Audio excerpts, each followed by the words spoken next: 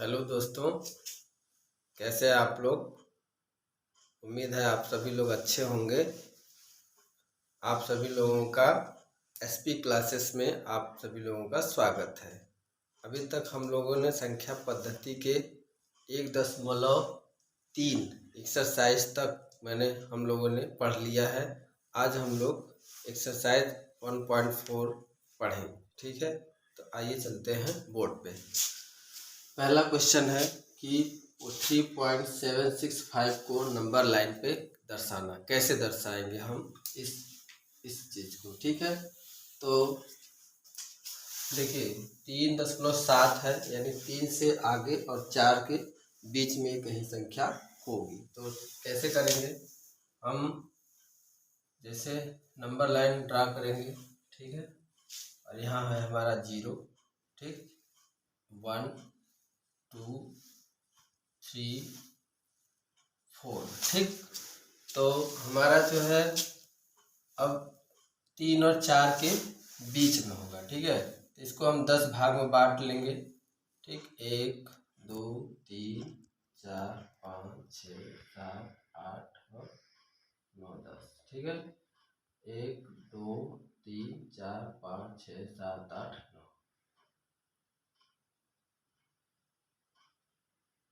एक और है 10, ये हो गया 10, ठीक है। 1 2 3 4 5, ये 3.5 है, ठीक। अब हमारा क्या है 3.7 है, तो 5 6 7, यानी इसके इस पॉइंट और इस पॉइंट के बीच में कहीं पड़ेगा हमारा, ठीक है। तो 3.7 हमारा ये हो गया 3.7, ठीक। अब क्या करेंगे, अब इस पॉइंट को 3.7 और 3.8 को जो है हम फिर से नंबर लाइन पे ड्रॉ करेंगे, ठीक। यहाँ लिखेंगे 3.7 और यहाँ हो जाएगा 3.8, ठीक है। तो अब इसको हम फिर से 10 भाग में बांटेंगे, 1 2 3 4 5 6 7 8 9, और ये हमारा छोटा कर देते 10, ठीक है। ये हमारा हो गया 1 2 3 4 5, ये हमारा कितना है 3.75।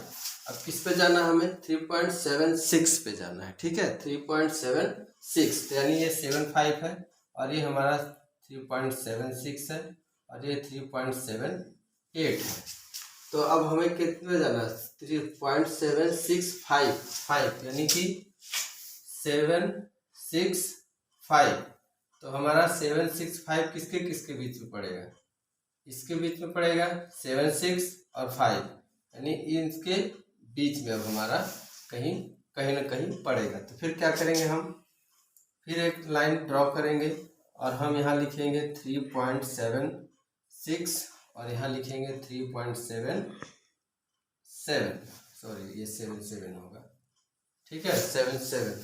और फिर इसको हम 10 भाग में बांटेंगे, 1 2 3 4 5 6 7 8 9, 1 2 3 4 5 6 7 8 9 और 10, ठीक है।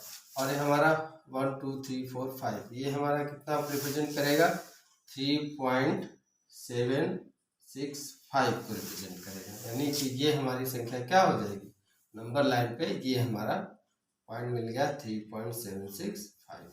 तो इस तरीके से हम क्या करते हैं, इस टाइप के संख्या को नंबर लाइन पे रिप्रेजेंट करते हैं। कहने का मतलब ये है कि हम बीच वाली संख्या को फाइंड आउट करते हैं। जैसे 3 और ये हमने 3 और आगे की संख्या 4 होगी, तो पहले हमने 3 और 4 को प्लॉट किया, 3 4 पे। अब इसको हमने दिखाया कि ये 3.7 कहाँ पड़ेगा। 3.7 हमें पता चला कि 5 6 7 ये है और 3 8 ये है, यानी इन दोनों के बीच में पड़ेगा।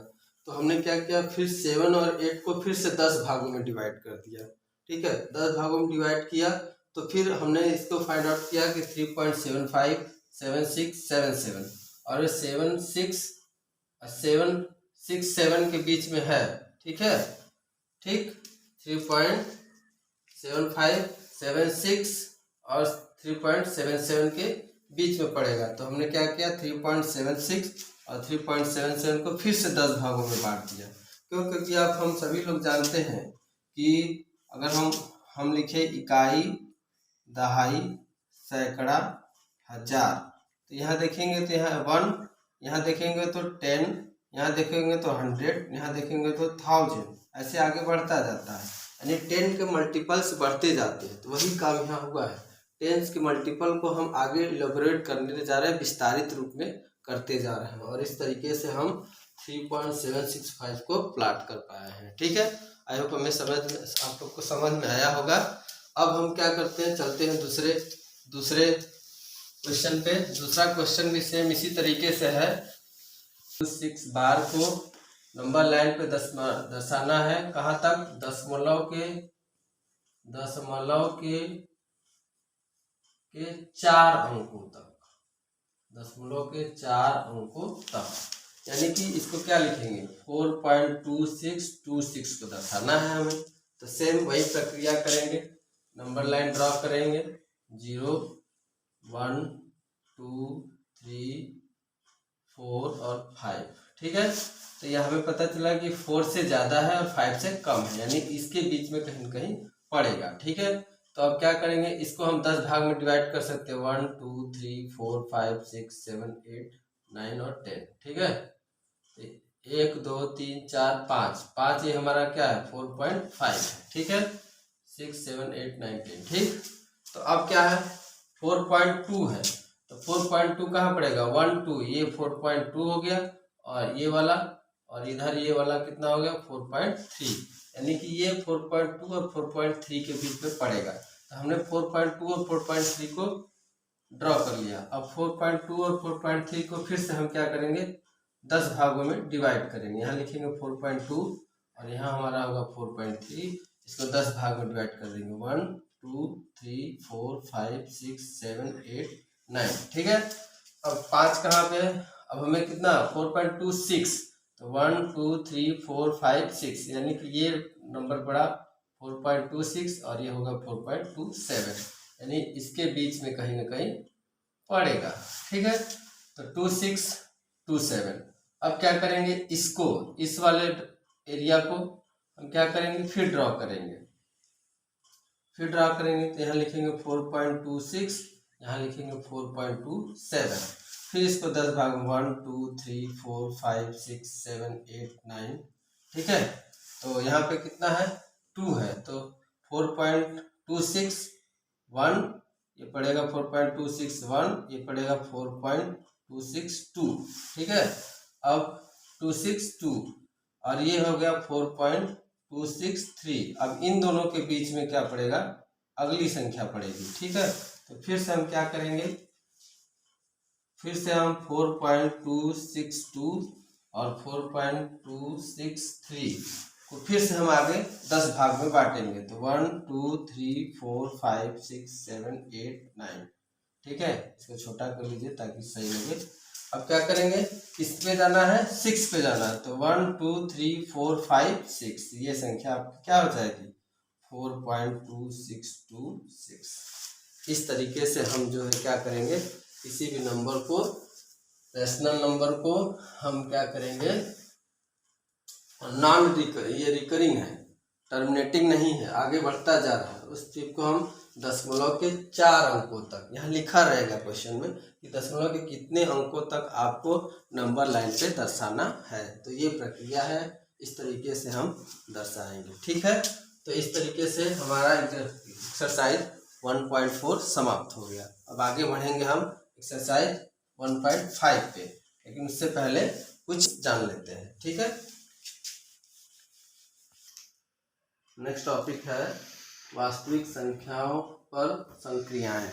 तो हमने अभी पिछले क्लास में बताया था कि परिमेय और अपरिमेय संख्याओं का जो है सहचर्य नियम, क्रम विनिमय नियम को फॉलो करता है, उसको संतुष्ट करता है। तो उसी आधार पे हम अभी क्या करेंगे, कुछ देखेंगे कुछ नियमों को, क्या वो, जैसे हमारा है 2√5, ये क्या है, परिमेय संख्या है कि अपरिमेय संख्या है। तो हमने इसमें क्या है, ये 2 का गुणा हुआ है, तो पहले हम ये पता है हमें कि √5 क्या है, √5 क्या है हमारा, √5 हमारा अपरिमेय संख्या है। ठीक है, अपरिमेय संख्या है, तो इसमें 2 का हमने गुणा कर दिया 2√5। तो हमने पिछले क्लास में बताया था कि अगर गुणा कर एक परिमेय संख्या और एक अपरिमेय संख्या का गुणा करने पर भी जो रिजल्ट मिलेगा वो भी क्या होगा, अपरिमेय संख्या होगा। ठीक है, तो यानी कि 2√5 भी क्या है, 2√5 भी क्या है, वो अपरिमेय संख्या है। ठीक है, 2√5 भी क्या है, अपरिमेय संख्या है। ठीक है, अपरिमेय संख्या है। ठीक, तो इस तरीके से मान लीजिए 3√7 या +5 ये कौन सी संख्या है, तो हमें √7 पे ध्यान देना। √7 क्या है, अपरिमेय संख्या है, तो 3√7 भी क्या हो जाएगा, अपरिमेय संख्या हो जाएगा। और प्लस जब जोड़ेंगे उसमें 5 तो वो भी क्या होगी, अपरिमेय संख्या हो जाएगी। यानी कि ये भी क्या है, अपरिमेय संख्या है। ठीक है, अपरिमेय संख्या है। दूसरा तरीका ये था कि इसको हम इसका निकालते वर्गमूल निकाल के देखते कि वो क्या कर रहा है, टर्मिनेट हो जा रहा है, आगे जाके पूरी तरह विभाजित हो जा रहा है। अगर विभाजित हो जाएगा तब तो ये हो जाएगी परिमेय संख्या, लेकिन ऐसा होगा नहीं क्योंकि √5 कभी भी विभाजित नहीं होगा और वो बढ़ता जाएगा। तो इस तरीके से वहाँ से भी हम पता कर जाएंगे कि अगर नॉन टर्मिनेटिंग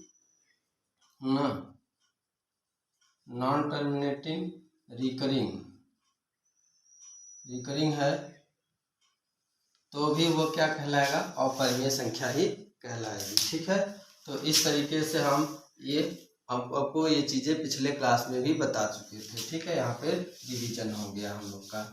ठीक, अब एक आध क्वेश्चन और देख लेते हैं कि वास्तविक संख्याओं पर संक्रियाएं में, जैसे मान लीजिए हमें क्या करना है, √2 + √3 एंड √2 - √3 को क्या करना है, ऐड करना है, जोड़ना है।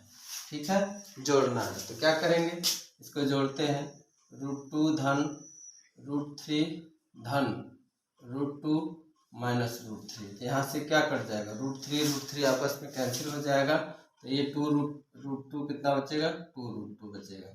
ठीक है, तो इस तरीके से हम इसको हल कर सकते हैं। उसी तरीके से अगर इसको हमें मल्टीप्लाई करना होता, मतलब गुणा करना होता, अगर गुणा √2 + √3 गुणे √2 - √3, तो a+, देखिए यहाँ पे फॉर्मूला है a + b a - b। यहाँ फॉर्मूला क्या होता है, a + b ब्रैकेट पे a - b बराबर a² - b²। इसी फार्मूले के आधार पे हम तोड़ देंगे। यहाँ पे a क्या होगा, √2 और b क्या होगा, √3। तो क्या लिखेंगे, √2 का होल स्क्वायर माइनस √3 का होल स्क्वायर। तो ये कितना हो जाएगा, ये 2 - 3 बराबर -1। ठीक है, आंसर कितना आएगा, -1 आएगा। ठीक, ये तो इस तरीके से हम वास्तविक संख्याओं पर कुछ संक्रियाएं कर सकते हैं। ठीक है, अब एक चीज और आता है, एक चीज और है कि कोई भी एक संख्या है, मान लीजिए √3.5 या फिर √9.3 या कोई भी संख्या है, तो इसको हम नंबर लाइन पे कैसे रिप्रेजेंट करेंगे। ठीक है, नंबर लाइन पे कैसे रिप्रेजेंट करेंगे। ठीक, तो हम क्या करेंगे इसमें करने के लिए, मान लीजिए हम 9.3 को ही देखते हैं, तो एक कितना दिया है, पॉइंट 9.3। तो हम क्या करेंगे, एक रेखा खींचेंगे जिसका नाम AB रखा हमने, और इसकी लंबाई कितनी होगी, 9.3 सेंटीमीटर। ठीक है, 9.3 सेंटीमीटर। ठीक, अब क्या करेंगे, बी पॉइंट से ध्यान से सुनिएगा, ये एक तरीके से रचना हो रहा है कि रचना करना है, कैसे हम करेंगे इसको निरूपित कैसे करेंगे 9.3 को नंबर सिस्टम पे। ठीक है, अरे नंबर लाइन पे, तो यहाँ से 1 सेंटीमीटर का एक पॉइंट खींच लेंगे। ठीक है, स्केल से 1 सेंटीमीटर यहाँ से नाप के ड्रॉ कर लेंगे। अब क्या करेंगे, अब ए और सी का तीसरा स्टेप है, ए और सी का मिड पॉइंट ज्ञात करेंगे। तो मिड पॉइंट कैसे ज्ञात करते हैं, आप सबको पता होगा, यहाँ से ए से आधे से ज़्यादा दूरी लेकर के एक कट यहाँ मारेंगे, एक कट यहाँ मारेंगे, यानी एक आर्क यहाँ खींचेंगे, एक आर्क यहाँ। वही प्रक्रिया सी से करेंगे, है है ना। तो ऐसे सी से करेंगे, एक यहाँ कट करेंगे और उसी के नीचे ऐसे कट करेंगे, ठीक है, और इसको मिला देंगे। ठीक, तो ये हमारा क्या हो जाएगा, मिड पॉइंट हो गया ओ। ठीक है, मिड पॉइंट, ये हमारी दूरी कितनी है, 9.3 है बी तक, है ना। ठीक है, अब क्या करेंगे, ओ के केंद्र मान के, चौथा स्टेप क्या है, ओ को केंद्र मान करके एक आर्क, एक जो है सेमी सर्कल बनाएंगे, अर्ध सर्कल बनाएंगे। ठीक है, ओ को केंद्र मान के एक अर्ध सर्कल बनाएंगे। ठीक, अभी अर्ध सर्कल बन गया। चौथा के बाद पांचवा स्टेप क्या है, ये जो पॉइंट बी है, पॉइंट बी पे क्या करेंगे, लंब खींचेंगे। तो लंब कैसे खींचते हैं, यहाँ पे इस प्रकार रखेंगे बिंदु बी पे और एक ऐसे बनाएंगे और यहाँ से 60 का कट करेंगे, फिर इसको आधा कर देंगे। ये हमारा क्या करेगा, इसको मिलाते हुए एक रेखा खींचेंगे। किसको मिलाते हुए, बिंदु बी और एक कट को मिलाते हुए इसको रेखा खींचेंगे। तो ये कहीं ना कहीं इस आर्क को जाके टच करेगा, तो उस बिंदु को क्या कहेंगे, डी। ठीक है, उस बिंदु को क्या कहेंगे, डी। अब हम क्या करेंगे, इस रेखा को हम आगे बढ़ा लेंगे और ये देखिए यहाँ से बी सी 1 है, एक पॉइंट रखेंगे यहाँ पे जो कि 2 होगा, एक पॉइंट रखेंगे जो कि यहाँ 3 होगा, एक पॉइंट यहाँ रखेंगे 4 होगा। ठीक है, अब देखिए इसका मान हम ड्रॉ कर रहे थे, 9.3 को ड्रॉ कर रहे थे। तो 9.3 की वैल्यू क्या होगी, जब भी होगी 3 से ज़्यादा होगी, यानी कि जब यहाँ अब क्या करेंगे, एक आपका प्रकार लेंगे और इसको केंद्र मान करके, बी को केंद्र मान करके एक आर्क, एक जो है वो ड्रॉ करेंगे। क्या, ऐसे एक आर्क कहते हैं, जैसे सर्कल का, अर्ध सेमी सर्कल का आधा ड्रॉ करेंगे और ये जहाँ बिंदु पे, जहाँ पे इस पे टच करेगा वही आपका ये बिंदु बी से लेकर के, और ये दूरी जो है वो क्या कहलाएगी, सॉरी, ये आपका कहलाएगा √9.3 हो जाएगा। ठीक है, ये दूरी जो हो जाएगी 9.3 हो जाएगी। अब इसी को हम यहाँ ड्रा कर रहे हैं, तो ये भी वैल्यू कितनी हो जाएगी, √9.3 हो जाएगी। तो इस तरीके से हम क्या करते हैं, इस तरह की संख्या को जो हम संख्या रेखा पर प्रदर्शित करते हैं। फिर से देख लेते हैं, 9.3 रूट में 9.3 को संख्या रेखा पर प्रदर्शित करना है। पहले हम क्या करेंगे, ए बी 9.3 सेंटीमीटर की एक रेखा खींचेंगे। बी दूसरा स्टेप है, बी को सी तक एक्सटेंड करेंगे 1 सेंटीमीटर की ओर। तो यहाँ से बी और सी का 1 सेंटीमीटर का आगे सी बिंदु होगा। अब ए और सी का क्या करेंगे, लंब डालेंगे जो है, या मिड पॉइंट ज्ञात करेंगे, मध्य बिंदु ज्ञात करने के लिए हमने बताया प्रकार में आधे से ज़्यादा दूरी भर करके एक ऊपर चाप एक नीचे चाप ए से, और फिर सी से एक ऊपर चाप एक नीचे चाप काटेंगे, जहाँ पे इन दोनों रेखा को मिला देंगे, जहाँ उस ए सी को काटेगा वो बिंदु होगा ओ, वही हमारा क्या हो जाएगा, मिड पॉइंट, मध्य बिंदु हो जाएगा। अब इसको केंद्र मान करके एक अर्ध सर्कल ड्रा करेंगे। ठीक है, अर्ध सर्कल जो कि ए और सी को टच करेगा। ठीक, नेक्स्ट स्टेप क्या है कि बिंदु बी पे एक परपेंडिकुलर यानी लंब, बिंदु बी पर लंब ड्रॉ करेंगे।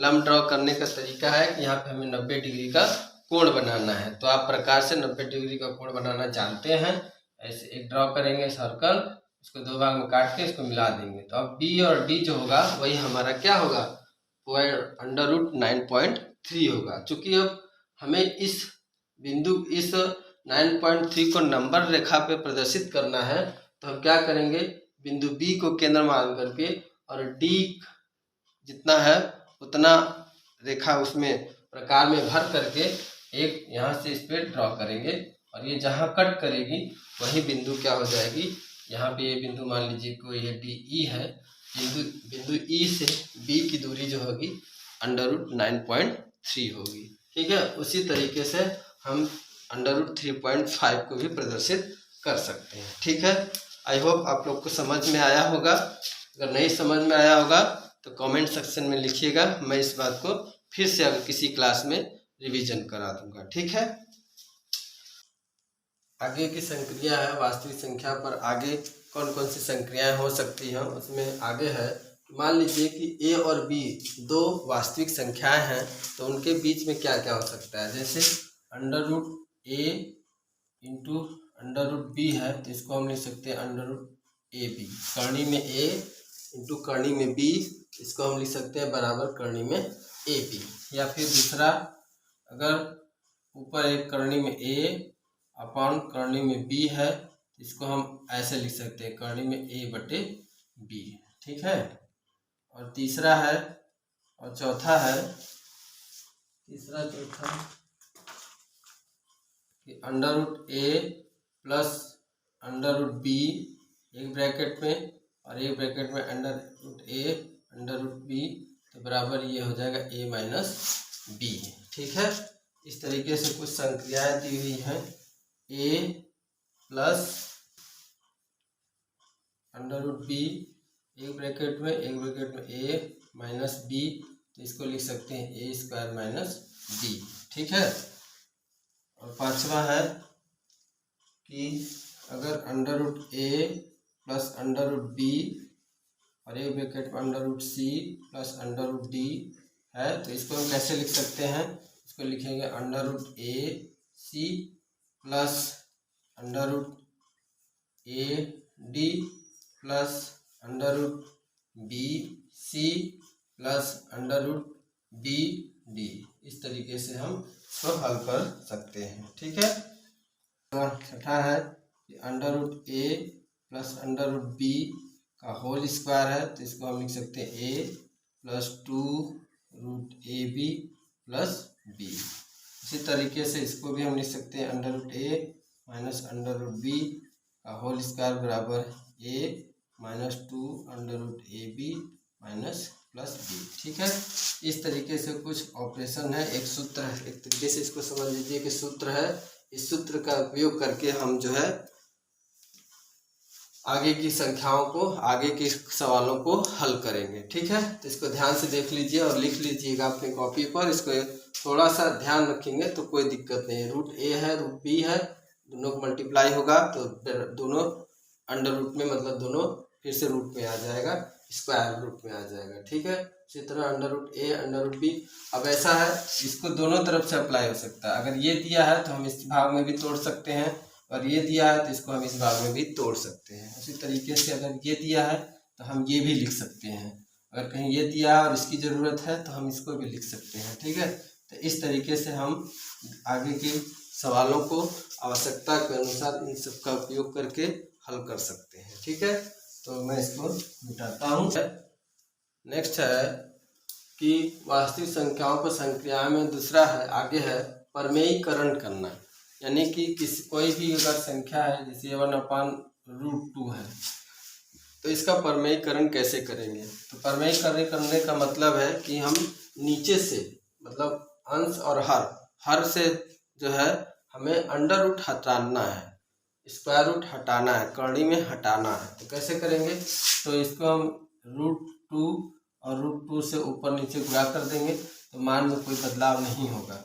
ये ऊपर हो जाएगा अंडर2/2, यानी कि ये हो गया 1/2 √2। ये हो गया आपका परमेयीकरण। इसी तरह मान लीजिए कोई और संख्या है जैसे कि 2 - √5 है। इसको अभी नीचे से हमने बोला है परमेयीकरण करने का मतलब हो गया कि नीचे से अंडर रूट को हटाना है। तो क्या करेंगे, ये माइनस है तो क्या करेंगे, ऊपर जो है 2 + √5 से और नीचे भी 2 + √5 से गुणा कर देंगे। ठीक है। तो ये ब्रैकेट में ऐसे लिख सकते हैं। तो ये ऊपर क्या हो जाएगा 2 + √5 और नीचे a - b a + b, तो क्या हो जाएगा a², 4 - 5। ठीक है। तो ये हो जाएगा माइनस में घटेगा तो 1 बचेगा, 1 खत्म हो गया, तो 2 + √5। इस तरीके से हम किसी भी संख्याओं का परमेयीकरण कर सकते हैं। ठीक है। तो अब आगे हैं, अब नेक्स्ट हमारा है एक्सरसाइज। हमें लगता है एक्सरसाइज है 1.5 एक्सरसाइज देखते हैं। 1.5 एक्सरसाइज 1.5 एक्सरसाइज। ठीक है। तो दिया है कि इसमें बताना है कि कौन सा रेस्ट परमेय संख्या है और कौन सा अपरिमेय संख्या है। छांटना है आपको परमेय संख्या और अपरिमेय संख्या। ठीक है, अपरिमेय संख्या। ठीक, तो पहला दिया हुआ है 2 माइनस √5। हमने क्या बताया, अगर √5 अपरिमेय संख्या है तो 2 माइनस √5 भी क्या होगा, अपरिमेय संख्या होगा। यानी कि 2 माइनस √5 क्या है, अपरिमेय संख्या है। उसी तरीके से अगर 3 प्लस √23 माइनस √23, ठीक है, ये संख्या है, इसको बताना है कि परिमेय है कि अपरिमेय है। तो इसको देखिए, इसको ब्रेक कर देंगे तो ये कट जाएगा, तो बचेगा 3। तो 3 क्या है, परिमेय संख्या है। ठीक है, उसी तरीके से आगे सवाल है तीसरा, 2√7 अपॉन 7√7। तो √7 से √7 कट जाएगा तो क्या बचेगा, 2/7। 2 क्या है, परिमेय संख्या है। 2/7 क्या है, परिमेय संख्या है। ठीक है, उसी तरह 1/√2। 1/√2 क्या है, 1/√2 को अगर हम परिमेयकरण भी कर देते हैं, √2 × √2, ये √2/2, यानी कि √2 है तो क्या हो जाएगा, ये हमारा बन जाएगा 1/√2 अपरिमेय संख्या है। ठीक है, हल नहीं हो पाएगा। और 2 पाई, जिसमें पाई आ गया वो तो अपरिमेय है ही है। तो इस तरीके से पहला क्वेश्चन ये आपका था जो कि हल हो गया है। ठीक है, दूसरा क्वेश्चन क्या है कि सिंप्लीफाई करना है, सरल करना है। दूसरा कुछ सवाल है जिनको सरल करना है। ठीक है, सरल करना है। पहला दिया हुआ है कि 3 प्लस √3 एक ब्रैकेट में, और दूसरे में है 2 प्लस √2। 2 प्लस √2, तो इसको क्या करना है, इसको बस मल्टीप्लाई कर देना है। तो 3 दूना 6 प्लस 3√2 प्लस 2√3 प्लस √2 गुणे 3। ठीक है, तो हो जाएगा 6 प्लस 3√2 प्लस 2√3 प्लस √6। ये क्या होगा, आपका आंसर हो गया। ठीक है, अब आगे तो कुछ हो नहीं सकता। ठीक, उसी तरह दूसरा है आपका कि 3 प्लस √3 एक ब्रैकेट में, दूसरे में 3 माइनस √3। तो इसको हल करेंगे, a minus b, a plus b into a minus b. तो a square minus b square, a plus b into a minus b बराबर a square minus b square. तो a स्क्वायर कितना है, 3, 3 3 का 9 माइनस बी स्क्वायर √3 का square, 9 minus 3 बराबर 6। 6 इसका क्या होगा, आंसर हो गया। ठीक है, उसी तरह √5। उसी तरह आगे कौन सा है, तीसरा सवाल है कि √5 प्लस √2 का होल स्क्वायर करना है। ठीक है, तो होल स्क्वायर कर दीजिए, ये हो जाएगा 5 प्लस 2√10 प्लस कितना हो जाएगा, 2। ये हो जाएगा 7 प्लस 2√10, आंसर हो गया। ठीक है, आंसर हो गया तीसरा। चौथा है आपका कि √5 माइनस √2 एक ब्रैकेट में, और एक ब्रैकेट में √5 प्लस √2, वही वाला है जो ये था, a minus b a plus b. तो कितना हो जाएगा, 5 माइनस 2 बराबर 3। ठीक है, इस तरीके से दूसरा एक्सरसाइज भी हल हो गया है। ठीक, अब नेक्स्ट एक्सरसाइज को देखते हैं। नेक्स्ट सवाल को कह रहा है कि पाई को अगर सी हमारा जो है वो क्या है, सी सरकमफेरेंस है, यानी कि क्या कहते हैं, पेरीमीटर है सी, और हमारा डी क्या है, डी व्यास है। डी क्या है, व्यास है। तो पाई जो हम लिख सकते हैं सी अपॉन डी लिखा हुआ है। तो कह रहा है कि क्या ये गलत लिखा हुआ है पाई, क्योंकि हम जानते हैं कि पाई क्या है, एक अपरिमेय संख्या है। तो क्या यहाँ पे भी पाई अपरिमेय संख्या है, तो कहेंगे आंसर होगा नो, यहाँ पे पाई अपरिमेय संख्या नहीं है। क्योंकि सी जो होता है, सी अगर कोई भी सर्कल है, ये मान लीजिए सर्कल है, तो सर्कल का लेंथ को हम स्केल से नाप सकते हैं। तो वो कभी भी अपरिमेय संख्या नहीं मिलेगा, यानी कि ये क्या मिलेगा, परिमेय संख्या मिलेगा, ये परिमेय संख्या मिलेगा। ठीक है, और डी इसका व्यास है, तो डी भी क्या है, परिमेय संख्या ही मिलेगा। तो यहाँ पे पाई जो है, यहाँ पे पाई में कॉन्ट्राडिक्शन मतलब विरोधाभास है ही नहीं कि पाई हमारा अपरिमेय संख्या है, क्योंकि ये जब सी भी परिमेय है और डी भी परिमेय है तो पाई भी परिमेय संख्या होगी ही होगी। ठीक है, अब आगे बढ़ते हैं। चौथा क्वेश्चन दिया हुआ है कि √9.3 को नंबर लाइन पे प्रदर्शित करना है। तो हमने पीछे ही बता दिया है कि 9.3 को नंबर लाइन पे कैसे प्रदर्शित करेंगे। ठीक है, पांचवा सवाल है, पांचवा है कि इसको हमें परिमेयीकरण करना है। क्या करना है, परिमेयीकरण करना। तो इसमें पहला दिया हुआ है परिमेयीकरण करना 1/√7। ठीक है, तो क्या करेंगे, हमने बताया √7 मल्टीप्लाइड बाई √7, तो ये हो जाएगा √7/7। दूसरे का परिमेयीकरण 1/√7 माइनस √6। तो अपोजिट साइन से हमने क्या बोला था, ऊपर और नीचे गुणा कर देंगे। तो क्या करेंगे, ब्रैकेट में √7 प्लस √6 बटे √7 प्लस √6 से गुणा कर देंगे। ये हो जाएगा a minus b a plus b. तो क्या हो जाएगा, a square minus b square. तो ऊपर क्या बचेगा, √7 प्लस √6 बटे ये 7 माइनस 6 बराबर √7 प्लस √6 बटे 1 बचेगा। 1 लिखे या ना लिखे, तो ये हमारा क्या होगा, आंसर हो जाएगा। इसका आंसर ये होगा। तीसरा दिया हुआ है 1/√5 प्लस √2।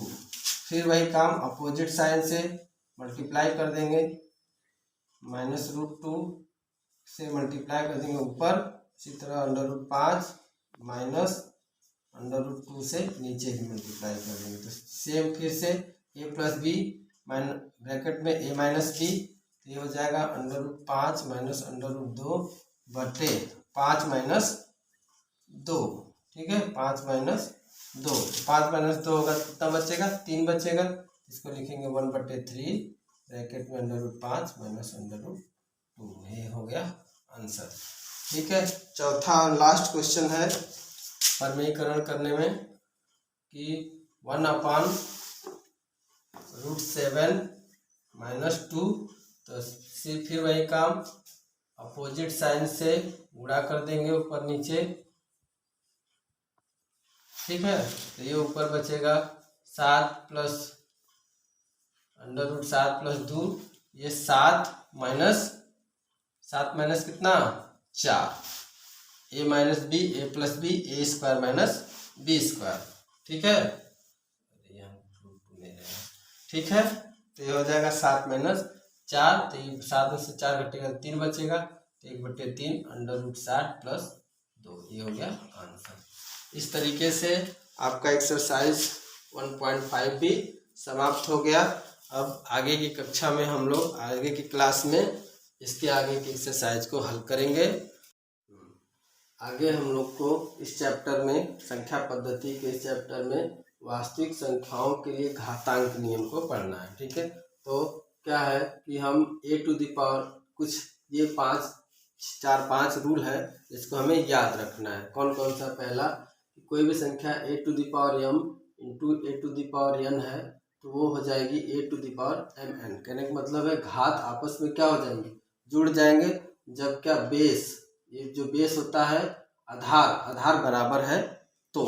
ठीक है, तो जैसे कि मान लीजिए 5 की घाते 2 इंटू 5 की घाते 4 है, तो ये क्या हो जाएगा, 5 की घाते 2 धन 4 बराबर 5 की घाते 6 हो जाएगा। ठीक है, पहला नियम ये कहता है कि दोनों का आधार क्या हो जाना चाहिए, सेम होना चाहिए। ठीक, दूसरा नियम है अगर कोई संख्या है 5 की घाते 2 के घाते 2 है तो ये आपस में क्या हो जाएगा, गुणा हो जाएगा। 5 की घाते 2 गुणे 2 हो जाएगा, यानी 5 की घाते 4 हो जाएगा। दूसरा नियम ये कहता है कि a⁴m है तो ये दोनों आपस में गुणा हो जाएंगे।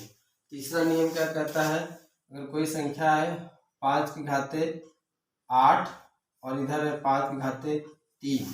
ठीक है, तो ये हो जाएगा 5 की घाते 8 माइनस 3, यानी कि क्या हो जाएगा 5 की घाते 5। यहाँ पे ध्यान देने बात है कि यम का मान n से बड़ा होना चाहिए, अगर छोटा है तो इसको नीचे ले आ सकते हैं, इस नियम से आगे बताते हैं। ठीक है, अब चौथा है हमारा कि अगर कोई संख्या है 5 की घाते 2 और इंटू 7 की घाते 2। ठीक है, 5 की घाते 2 है, जैसे a की घाते m, b की घात m, तो 5 की घात 2 इंटू 7 की घात 2, तो ये दोनों संख्या आपस में गुणा हो जाएगी। 7 5 35, 35 की घाते 2 हो जाएगा। ठीक है, तो ये चौथा नियम है। पांचवा है कि किसी भी संख्या के घात में अगर 0 है तो वो संख्या हमेशा क्या होगी, उसका मान 1 हो जाएगा।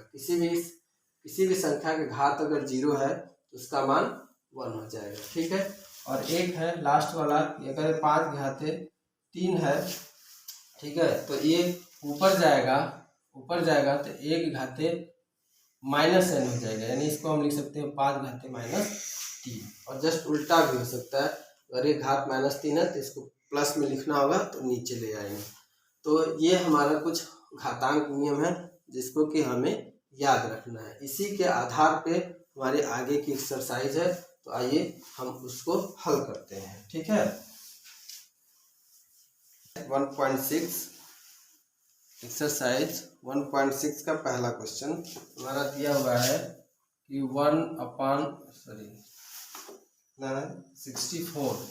64 के घाते 1/2, इसका हमें मान ज्ञात करना है या हल करना है। ठीक है, तो क्या कर सकते हैं, इसको हम चाहे तो सिंपल जिस तरीके से हम करते आए हैं बिना घातांक नियम से, इसको हम लिख सकते हैं √64 बराबर 8 ना, आ जाएगा कि नहीं आ जाएगा, 8 64। लेकिन हमें इस तरीके से तो नहीं करना है, हमें घातांक नियम का उपयोग करना है। तो ठीक है, तो इसको हम लिख सकते हैं 8 गुणे 8। ठीक, तो 1/2।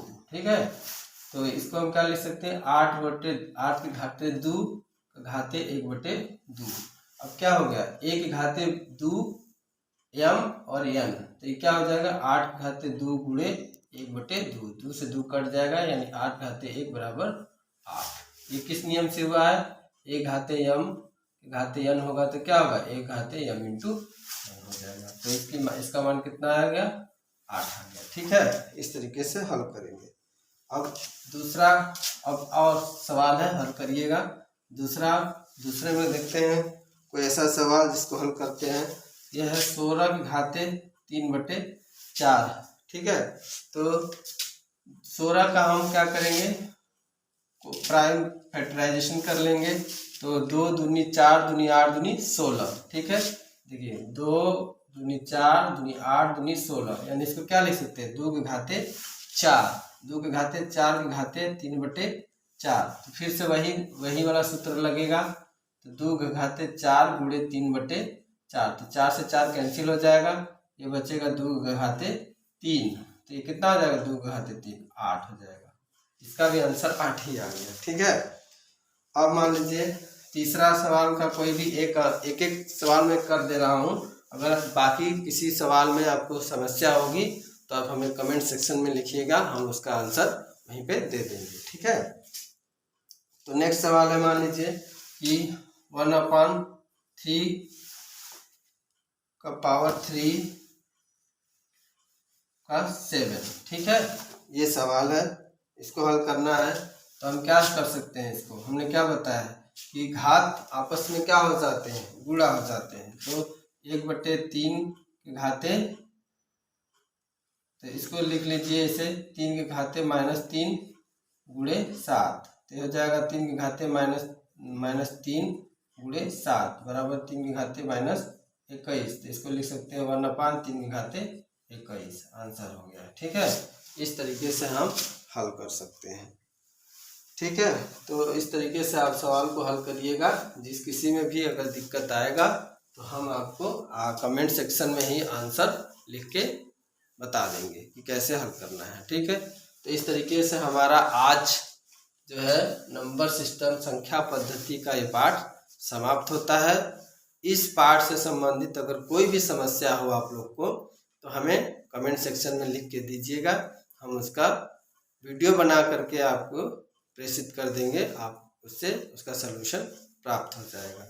तो इस तरीके से अगर आपको ये पसंद आया हो, हमारा कठिन मेहनत आप लोग को पसंद करते हो, हमारे पढ़ाने का तरीका सही लगे तो प्लीज़ इस चैनल को लाइक करिए, सब्सक्राइब करिए, अपने दोस्तों को भी फॉरवर्ड करिए ताकि वो भी इसका लाभ उठा सके। धन्यवाद।